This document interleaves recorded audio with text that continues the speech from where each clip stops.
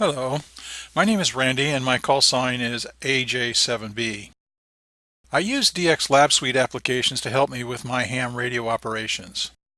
One application that doesn't seem to have much exposure on YouTube is Propagation View. I made this movie to get more exposure to this very helpful tool.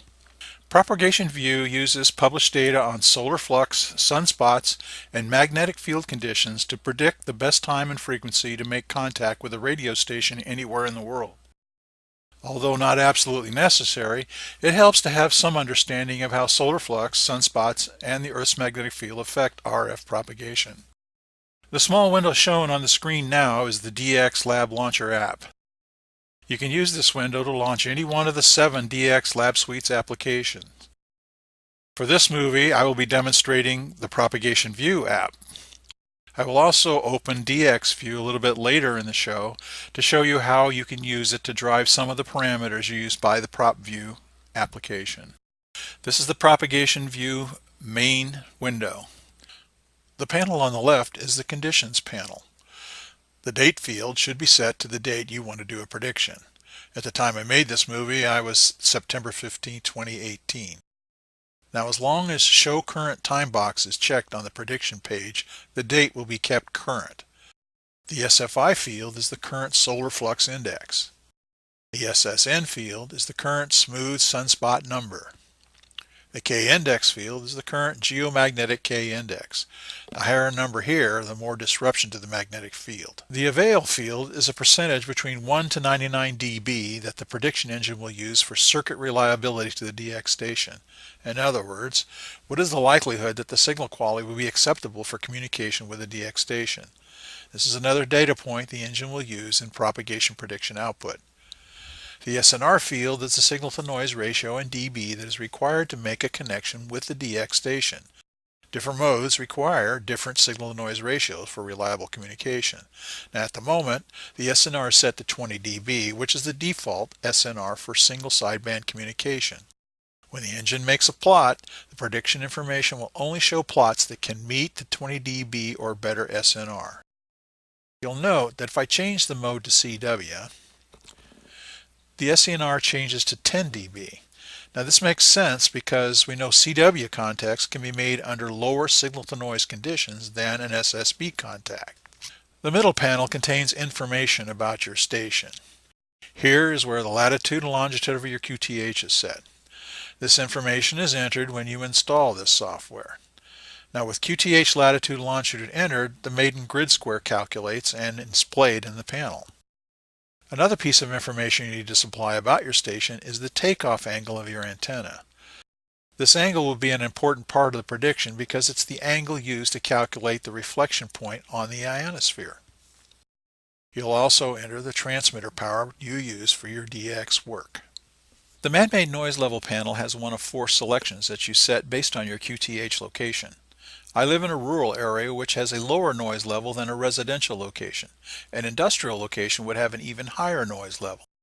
This selection is used by the prediction engine to calculate the signal-to-noise ratio for the path between you and the DX station.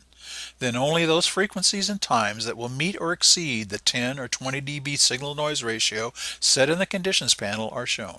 On the right side is the DX station you want to talk to. If you know the location, latitude and longitude, you can enter these in here and get a prediction. Another way to do it is use the grid square of your DX station. Now for this first part of the example, I'm just going to go put some numbers in here that I happen to know. This is GP75ET. I happen to know that's Australia.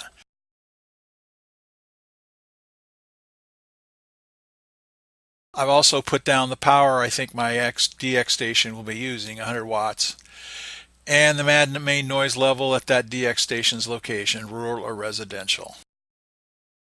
So we have enough information in here right now to make a prediction. So we have everything entered. I want to predict direction is to the DX station. I want to click that and I want to go short path. I've already got that connected. So I'll now hit predict. There's an engine in here and you can select between 4 of them. There's an engine in here that generates all this information about predicting what the forecast will be for propagation. A very quick look at this chart. The first thing is this black or gray bar. This tells what time I've selected. Right now it's checking. I have it show the current time. So right now it's almost 0230 universal time. So it's at this point where I can look at these lines and tell what will work to Australia, listening, getting my signal to an Australian contact. Black line is the lowest frequency, lowest usable frequency. Nothing below this line will work. Now we have three other lines, blue, green, and red line. These are each predictions of maximum usable frequencies. Red line is with 10% confidence. The green line is with 50% confidence, and the blue line is 90% confidence. So you've got to take everything with a grain of salt. It's just a prediction. So you have a 50-50 chance maybe of getting through to Australia on, okay, you follow this line over here, 20 meters, which is in the 14 megahertz. This is megahertz, 14 megahertz. So the green line is above the 20 meter band. So the maximum usable frequency being above and the lowest usable frequency being below this line indicates that there's a 50% chance that I'll be able to make a connection with someone in Australia on 20 meters. Later in the day, 0500 to maybe almost 1400, I have another opportunity to talk to Australia on 30 meters. 50%, almost 90% is above the line, but not quite. So there's a 50%, better than 50% chance of being able to make a connection to Australia on 30 meters. And then we go back to 20 meters, and right here our 90% comes up and meets the line. So there's a much better likelihood to get a connection on 20 meters around 1500 or 1500 UTC. So this gives you a plot, tells you exactly, well, as best it can, on prediction on how you can contact someone in this case, Australia. Maybe we want to find out what the prediction is of the Australian station being able to reach me. So I want to do a predict from. If we go back over here, it's a little clearer. From the DX station, how will I be able to receive signals from the DX station? And I'll re-click this button. I could have just done it by clicking one of these buttons, but it's short path, long path. So we see that's a little bit different. We still got this nice bump here both ways, so that should be good two-way communication. You'll see that this is a little bit below what it was on the other side, so everything's not reciprocal. It's not a reciprocal operation. It has some differences going one way to the other. And we still get a pretty good deal when we're on 30 meters during 700 to 1200 UTC. This is all well and good when you know the grid square or longitude and latitude of the distant station. It will be very difficult to keep the longitude and latitude at different locations all around the world. So there is an easier way of getting the longitude and latitude or grid square of different locations around the world through the DXView application part of the DXLab software suite. While we are waiting for the DXView app to open, I'll tell you that the DXLab suite is free software and is very well supported. You wouldn't believe the support this software gets when you know it's all free. The gentleman who designed this software and now supports it is always answering questions and providing updates. You would think this person was working full-time just on this application suite. Alright, up pops a couple more windows. This is actually, the lower one is the actual DXView information panel. It's the one that comes open. You can use the world view map or not. It's up to you. But for what I was demonstrating, I like to use it if I want to try to find out when's the best time for me to look for an opening into another country. So let's say I want to talk to South Africa. So I'll open this map, and if I click here on South Africa, you see that dot changes. This is my location, this is the DX location.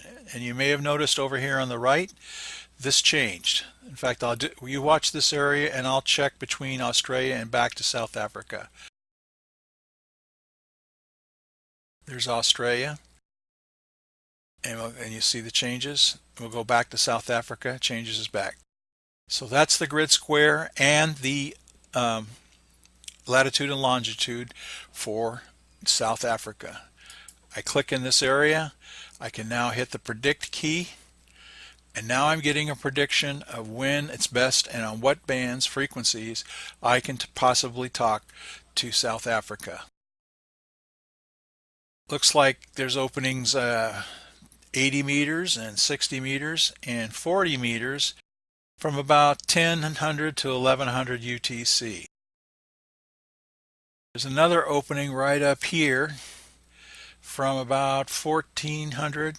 Well, if I unclick this, I can move this guy over to here. Yeah, it's about 1430 to here. Looks like 1430 to about a little after 1600 UTC. I might be able to find an opening, better than 50% chance of finding an opening to South Africa on 20 meters. You'll notice the black line kind of going up and down. Well, the reason the black line's there is because you may remember the discussion about the D layer. In the daytime, the D layer opens up and becomes more prominent and absorbs the RF energy. So that's why you see this in our side. This is you, us, my QTH. Here's daylight, here's dusk, then here's nighttime, dawn, and over here is the sun daylight time.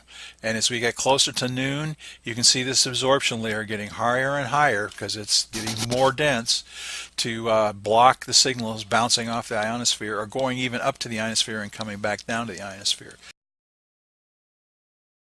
There you see the DX location in South Africa. You can see when daylight is compared to when daylight is over here.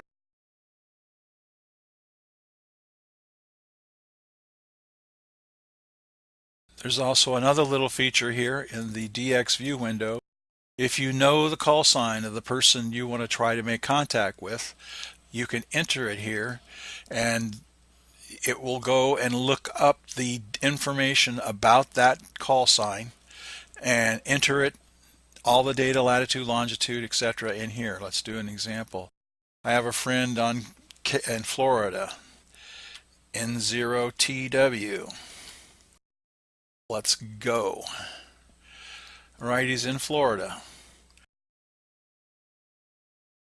Go back over here on the parameters. We'll see that these match 30, 33, 45, 30, 33, 45, 85, 52. Okay, now I can hit the predict button.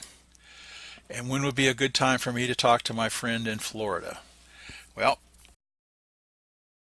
looks like most of the opportunities are happening here at night. My only daytime period would be on 20 meters maybe. 20 meters from, let's see, that's about 1900 or 2000 to all the way over to here to 0200 or 0130, something like that. So another feature is typing in the call sign, go look up the information, and then find out what's the best time to talk to your QSO partner. If you are interested in getting any of the DXLab Suite's applications, go to www.dxlabsuite.com.